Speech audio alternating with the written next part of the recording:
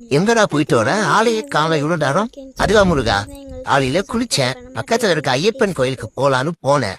போற வழியில 4 பேர் முடியாதவ சாப்பாடு கேட்டாங்க. சரி, உண்டியலுக்கு போட வச்சிருந்த காசு இவங்களுக்கு உதவுட்டுமே அப்படின்னு சொல்லிட்டு அவங்களுக்கு சாப்பாடும் என்னால முடிஞ்சதை வாங்கி கொடுத்துட்டு இப்பதான் முருகா வீட்டுக்கு வர. அடேங்கப்பா, ஒரு வாரத்துல இவ்வளவு மாற்றமாடா முருகா. நான் விளையாட்டா இருந்தாலும் விரதத்துல கரெக்டா இருப்பேன். இப்பெல்லாம் 2 வேளை குளிக்கிறேன், செருப்பு போடுறதே கிடையாது, பொய் சொல்றது இல்ல, யார பார்த்தேன் பொறாம படுறதே கிடையாது. நான் பாத்துக்கோய. சரி சரிடா, நீ போய் விரதத்தை கண்டினியூ பண்ணு போ.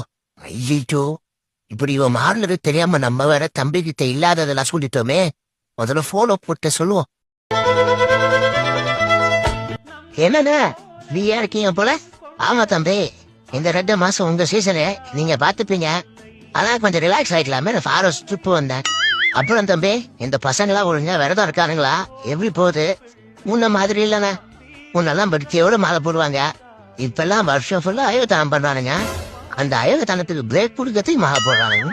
ஏன் தம்பி இப்படி சொல்றீங்க? எல்லாரையும் அப்படி சொல்லணும், ஆனா சில பேர் அப்படிதான் இருக்கானுங்க. மாலை போட்டதுக்கு அப்புறமாவது ஒழுங்கா இருக்கானுங்களா? அப்பவும் எல்லா தப்பையும் பண்ணிட்டு தான் இருக்கானுங்க.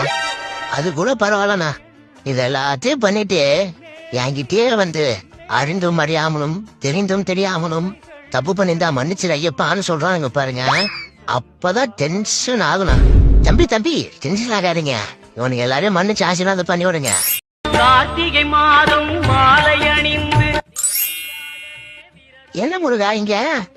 நீ என்னடா பண்ற இங்க? முருகா, கார்த்திகை மாசம்ல, அதான் ஐயப்பனுக்கு மாலை போட்டிருக்கேன். என்னது மாலை போட்டிருக்கியா? ஏன்னா உன்னால வாரத்துக்கு ஒரு நாள் விரதம் இருக்க முடியாது. நீ எப்போடா 48 நாள் விரதம் இருக்க போற? அதெல்லாம் இருந்துருவேன் முருகா.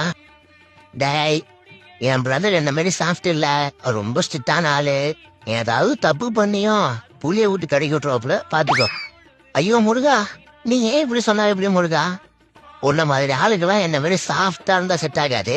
என் பிரதர் மாதிரி ஸ்ட்ரிக்டா இருந்தா தான் கரெக்டா இருக்கும். ஒழுங்கா இருந்துக்கோ.